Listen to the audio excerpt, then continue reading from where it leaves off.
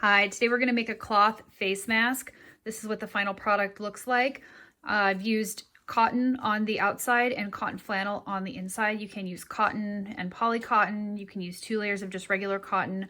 Make sure that the front looks different from the back so that when you put this on this way, if you take it off, you don't end up putting it back on in the wrong direction and touching this contaminated surface to your face. So this peak here is where your nose will go. And here's the pattern that's attached, which I've modified from some patterns I found online. I curved the peak a little bit more and I shortened the sides just so you don't need as much elastic. And elastic is pretty hard to come by these days. So if you're going to use a pattern that has some sort of direction, you're going to want to make sure that you use this in the upward direction. So you're going to cut 2 of these from your front fabric and 2 from the back, right sides together. And you will end up with these pieces right here. Now you're going to sew them right sides together, 1/4 inch seam, just along this axe blade portion right here on both the inner and outer. Then you're going to cut along the curve about every 3/4 inch, not through the seam obviously, but you want to be able to make these lay flat when you move to your next step. Now your next step is going to be starting from the bottom. You're going to top stitch these. Open up the bottom and push your seam to the right. That's really important that you go in the same direction to the right, and then sew a little bit of a top stitch here, 1/8 inch along. Make sure when you're doing this that you pull it tight, push that seam to the right, and then let this curve up behind your needle. Otherwise you're going to end up with a puckered mess. You will end up with these 2 pieces right here. I've used contrasting threads so you can easier see the top stitch easier. And then you're going to put them right sides together. And now if you've done it correctly, the pieces will nest together like this. You can see that the seams kind of snuggle into each other because they're going out in the opposite direction, which makes it a lot easier to not clog up your sewing machine. So you're going to put these right sides together, pin on this end. Make sure you kind of smooth it down so that everything is matching. You're going to end up with this piece here. And now we're going to add our elastic. So you can do elastic in a number of ways. The elastic is, on these I cut it a little bit long because these are intended for larger faces. If you're making them for smaller faces, you're going to probably want to be about 6 inches. And if you're making them for kids, maybe even a little bit shorter. So you can do your elastic in this direction, diagonally, or in this direction. Now just make sure you put it 1/4 inch from the seam so that it doesn't get caught unless you're going diagonally. Make sure that the elastic loop faces in this direction and isn't twisted. Otherwise it's going to be uncomfortable on your ear. If it's going this direction, there's not going to be any elastic on the outside for you to use. So I pin it 1/4 inch from each seam, flat like that, and then pin it right here. So we end up with this on the other side.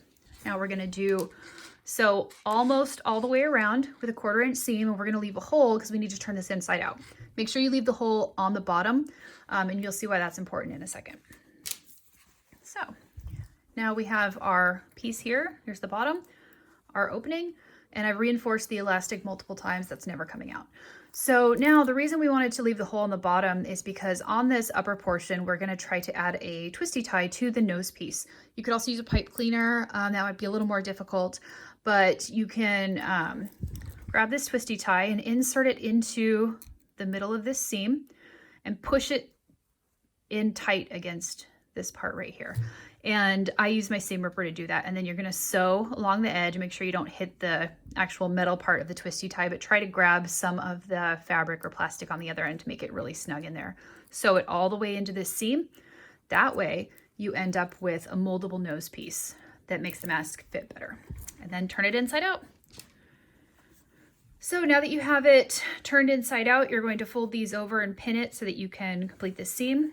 Do a top stitch, 1/8 inch around the whole thing, and you will end up back with this mask that we showed you in the beginning.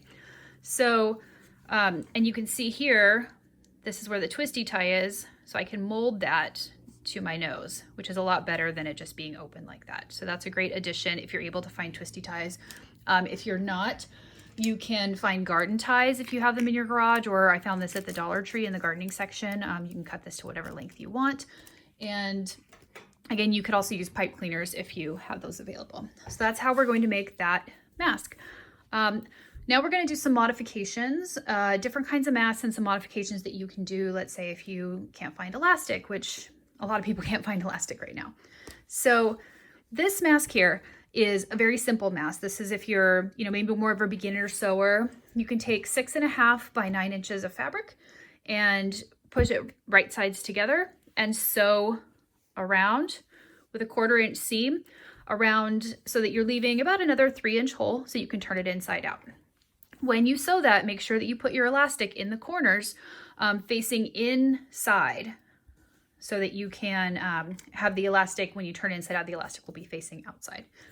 Now you turn that inside out and you top stitch around and you'll end up with a mask that looks sort of like this. I also added the twisty tie in here, and then you pleat the ends. You can do 2 pleats, 3 pleats, whatever makes your life easier. 2 for me was a little bit easier. And you'll end up with that mask here. You can also do a variation of that mask where along the top or bottom, I chose the bottom for reasons you'll see in a second, you can hem the inner and outer layers and sew them together, right sides together, turn it inside out, and then again, top stitch and then pleat, top stitch again, leaving this open so that you can insert a coffee filter or a HEPA filter or whatever you have available in there. Now you can do shoelaces. Let's say you've run out of elastic. You can, instead of doing this, you could fold this over and you could sew it right here, like I've done here. And you could insert a shoelace and make sure you have it longer on the top, shorter on the bottom. And you can then tie this around your head. You can also do ribbon or bias tape or whatever makes you happy. If you don't have twisty ties, or if you just want it to fit a little bit better, you can pleat the top or the bottom. On this mask is a little bit different shape. I just wanted to show the general concept of these pleats. But the twisty tie is really, really amazing. If you can find hair elastics, those can sometimes work, but they might be a little small. But you can also use thicker elastic or even nylons cut up. Another modification that you can do is to take a headband and sew buttons on. These buttons should be up the upper half of your ears. And then you can put the mask around these buttons so that it takes some of the pressure off of your ears. All right, so any of these masks are more than welcome donations anywhere, and thank you so much for helping out in this time of crisis, and thanks for helping your neighbors, and please donate blood. Thank you.